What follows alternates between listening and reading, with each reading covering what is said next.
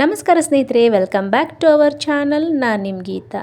ನಾನು ಚೆನ್ನಾಗಿದ್ದೀನಿ, ನೀವೆಲ್ಲರೂ ಚೆನ್ನಾಗಿದ್ದೀರಾ ಅಂತ ಭಾವಿಸ್ತಾ ಇವತ್ತಿನ ರೆಸಿಪಿ ಬಂದ್ಬಿಟ್ಟು ಮಟನ್ ಸುಕ್ಕ ರೆಸಿಪಿ. ತುಂಬ ಅಂದರೆ ತುಂಬಾ ಟೇಸ್ಟಿಯಾಗಿ ಮಾಡುವಂತಹ ಮಟನ್ ಸುಕ್ಕ ರೆಸಿಪಿ. ನೀವು ಒಂದ್ಸರಿ ಈ ಮೆಥಡಲ್ಲಿ ಟ್ರೈ ಮಾಡಿ ನೋಡಿ, ನಿಮಗೂ ಸಹ ತುಂಬ ಅಂದರೆ ತುಂಬಾ ಇಷ್ಟ ಆಗುತ್ತೆ. ಈ ಒಂದು ರೆಸಿಪಿ ಬಂದ್ಬಿಟ್ಟು ತುಂಬ ಸಿಂಪಲ್ಲಾಗಿ ಮಾಡುವಂಥ ರೆಸಿಪಿ. ಜಾಸ್ತಿ ಮಸಾಲೆ ಪದಾರ್ಥಗಳು ಎಂಥದ್ದು ಇಲ್ಲ, ಆದರೂ ತುಂಬ ಟೇಸ್ಟಿಯಾಗಿ ಬರುತ್ತೆ. ಇವಾಗ ಹೇಗೆ ಮಾಡೋದಂತ ನೋಡ್ಕೊಂಡು ಬರೋಣ ಬನ್ನಿ ಫ್ರೆಂಡ್ಸ್. ಇಲ್ಲಿ ನಾನು ಪಾವು ಕೆಜಿ ಆಗುವಷ್ಟು ಮಟನ್ನ ತೊಗೊಂಡಿದ್ದೀನಿ. ಈ ಮಟನ್ ನಾನು 4-5 ಸಾರಿ ಚೆನ್ನಾಗಿ ನೀರಿನಲ್ಲಿ ತೊಳ್ಕೊಂಡು ಆಮೇಲೆ ಇದಕ್ಕೆ ಸ್ವಲ್ಪ ಅರಿಶಿನ, ಸ್ವಲ್ಪ ಉಪ್ಪನ್ನು ಹಾಕಿ 4-5 ವಿಸಿಲ್ನ ಹಾಕಿಸ್ಕೊಂಡು ಇಟ್ಕೊಂಡಿರೋದು. ಇದು ಒಂದು 90% ಅಷ್ಟು ಬೆಂದಿರುತ್ತೆ. ಅಂದರೆ ಸ್ವಲ್ಪ ನೀರೇನೇನು ಅಂಶ ಇರುತ್ತಲ್ಲ ಅದೆಲ್ಲ ಹೋಗಿರಬೇಕು, ಈ ಥರ ಡ್ರೈ ಆಗಿರಬೇಕು ಮಟನ್.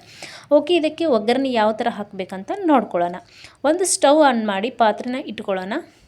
ಇದು ಬಿಸಿ ಆದಮೇಲೆ ಒಂದು 3-4 ಟೇಬಲ್ ಸ್ಪೂನ್ ಅಷ್ಟು ಕುಕ್ಕಿಂಗ್ ಆಯಿಲ್ ಹಾಕಿ ಅದು ಬಿಸಿ ಆದಮೇಲೆ ಒಂದು ಮೀಡಿಯಮ್ ಸೈಜ್ ಈರುಳ್ಳಿ ತೊಗೊಂಡಿದ್ದೀನಿ. ಅದನ್ನು ಉದ್ದುದ್ದಾಗಿ ಕಟ್ ಮಾಡಿಕೊಂಡು ಇವಾಗ ಇದಕ್ಕೆ ಸೇರಿಸ್ಕೊಳ್ಳೋಣ. ಇದು ಸ್ವಲ್ಪ ಚೆನ್ನಾಗಿ ಕೆಂಪಗಾಗೋವರೆಗೂ ನಮಗೆ ಹುರ್ಕೋಬೇಕಾಗತ್ತೆ.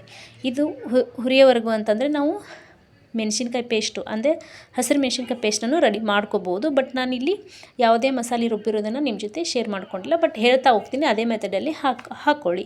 ಸೊ ನಾನಿಲ್ಲಿ ಖಾರಕ್ಕೆ ಅನುಗುಣವಾಗಿ ನಿಮ್ಗೆ ಯಾವ ಥರ ಬೇಕು ನೋಡಿಕೊಂಡು ಖಾರನ ನಾವು ಇಲ್ಲಿ ಯೂಸ್ ಮಾಡ್ಕೋಬೋದು. ಖಾರದ ಪುಡಿನಾದರೂ ಯೂಸ್ ಮಾಡ್ಕೊಳ್ಳಿ, ಇಲ್ಲ ಅಂತಂದರೆ ನಾನಿಲ್ಲಿ ಹಸಿರು ಮೆಣಸಿನ್ಕಾಯಿ ಪೇಸ್ಟನ್ನು ಆ್ಯಡ್ ಮಾಡಿದ್ದೀನಿ.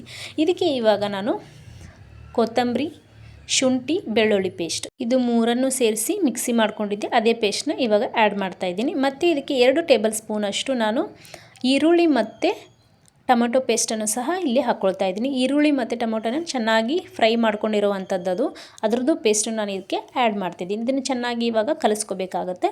ಕಲಿಸ್ಕೊಂಡಾದ್ಮೇಲೆ ಸ್ವಲ್ಪ ಅರಿಶಿನ ಹಾಕ್ಕೊಳ್ಳಿ. ನಾವು ಬೇಯಿಸ್ಕೊಳ್ಳೋದಕ್ಕೂ ಅರಿಶಿನ ಹಾಕ್ಕೊಂಡಿದ್ದೀವಿ. ಇಲ್ಲಿ ಸ್ವಲ್ಪ ಅರ್ಧ ಟೇಬಲ್ ಸ್ಪೂನ್ ಆಗೋವಷ್ಟು ಅರಿಶಿನ ಪುಡಿ ಹಾಕಿ ಚೆನ್ನಾಗಿ ಮಿಕ್ಸ್ ಮಾಡ್ಕೊಳ್ಳಿ.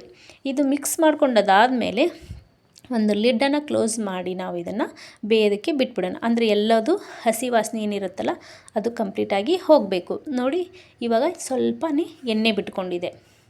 ಇವಾಗ ಇದನ್ನೆಲ್ಲ ಚೆನ್ನಾಗಿ ಮಿಕ್ಸ್ ಮಾಡ್ಕೋಬೇಕಾಗತ್ತೆ. ಮಿಕ್ಸ್ ಆದಮೇಲೆ ಇದಕ್ಕೆ ಇವಾಗ ನಾವು ಚಕ್ಕೆ, ಲವಂಗ, ಏಲಕ್ಕಿ, ಶಾಜೀರಿಗೆ, ಸೋಂಪು ಇದೆಲ್ಲನೂ ಬಿಸಿ ಮಾಡಿಕೊಂಡು ಪುಡಿ ಮಾಡಿರುವಂಥದ್ದು ಪೌಡರ್ನ ನಾನು ಇದಕ್ಕೆ ಆ್ಯಡ್ ಮಾಡ್ತಾಯಿದ್ದೀನಿ. ಸೊ ಇದಾದಮೇಲೆ ಸ್ವಲ್ಪನೇ ನೀರು ಹಾಕ್ಕೊಳ್ಳಿ. ನೀರು ಹಾಕ್ಕೊಂಡು ಚೆನ್ನಾಗಿ ಫ್ರೈ ಮಾಡ್ಕೊಳ್ಳಿ. ಒಂದು 2 ನಿಮಿಷ ಅಥವಾ 1 ನಿಮಿಷ ಸಾಕು, ಅಷ್ಟು ಫ್ರೈ ಮಾಡ್ಕೊಳ್ಳಿ. ರುಚಿಗೆ ತಕ್ಕಷ್ಟು ಉಪ್ಪನ್ನು ಇವಾಗಲೇ ನಾನು ಆ್ಯಡ್ ಮಾಡ್ತಾಯಿದ್ದೀನಿ. ನಾವು ಅಲ್ಲಿ ಮಟನ್ ಬೇಯೋದಕ್ಕೂ ಉಪ್ಪನ್ನು ಆ್ಯಡ್ ಮಾಡಿದ್ವಿ. ಇಲ್ಲಿ ನೋಡಿಕೊಂಡು ನೀವು ರುಚಿಗೆ ತಕ್ಕಷ್ಟು ಉಪ್ಪನ್ನು ಆ್ಯಡ್ ಮಾಡ್ಕೊಳ್ಳಿ. ಚೆನ್ನಾಗಿ 1 ನಿಮಿಷ ಆಗುವಷ್ಟು ಫ್ರೈ ಮಾಡ್ಕೊಳ್ಳಿ, ಸಾಕು, ಜಾಸ್ತಿ ಏನು ಬೇಡ. ಓಕೆ, ಇವಾಗ ಇದಕ್ಕೆ ನಾವು ಬೇಯಿಸಿಟ್ಕೊಂಡಿರೋಂತಹ ಮಟನ್ನ ಆ್ಯಡ್ ಮಾಡ್ತಾಯಿದ್ದೀನಿ.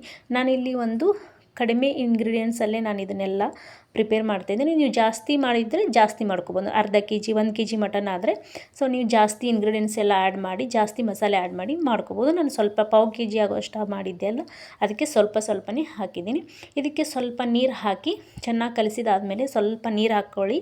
ಜಾಸ್ತಿ ಗ್ರೇವಿ ಬೇಕಂತಂದರೆ ನೀವು ಜಾಸ್ತಿ ನೀರು ಹಾಕ್ಬೋದು, ಕಡಿಮೆನೇ ಸಾಕು. ನಾವು ಸುಕ್ಕ ಟೈಪ್ ಮಾಡ್ತೀವಂದರೆ ಸ್ವಲ್ಪ ನೀರು ಹಾಕಿ ಲಿಡ್ನ ಕ್ಲೋಸ್ ಮಾಡಿ ಜೋರಾಗಿ ನೀವು ಗ್ಯಾಸ್ ಸ್ಟವ್ನ ಆನ್ ಮಾಡಿ ಆಫ್ ಮಾಡಿದರೆ ನಮ್ಮ ಮಟನ್ ಸುಕ್ಕ ರೆಡಿ.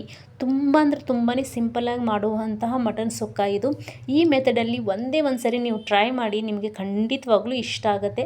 ಟೇಸ್ಟ್ ಅಂತೂ ಸೂಪರ್ ಅಂದರೆ ಸೂಪರಾಗಿ ಬಂದಿತ್ತು. ರೊಟ್ಟಿ ಜೊತೆ, ಆಮೇಲೆ ಚಪಾತಿ, ಪೂರಿ, ರೈಸ್ ಎಲ್ಲದ್ರ ಜೊತೆ ತುಂಬ ಅಂದರೆ ತುಂಬಾ ಚೆನ್ನಾಗಿರುತ್ತೆ. ಒಂದೇ ಒಂದು ಸರಿ ಟ್ರೈ ಮಾಡಿ. ಈ ರೆಸಿಪಿ ನಿಮಗೆ ಇಷ್ಟ ಆಗಿದೆ ಅಂತ ಅಂದ್ಕೊಳ್ತೀನಿ. ಇಷ್ಟ ಆದರೆ ಲೈಕ್ ಮಾಡಿ, ಶೇರ್ ಮಾಡಿ, ಕಮೆಂಟ್ ಮಾಡಿ. ಪ್ಲೀಸ್ ಸಬ್ಸ್ಕ್ರೈಬ್ ಮಾಡಿಕೊಡಿ. Thank you friends.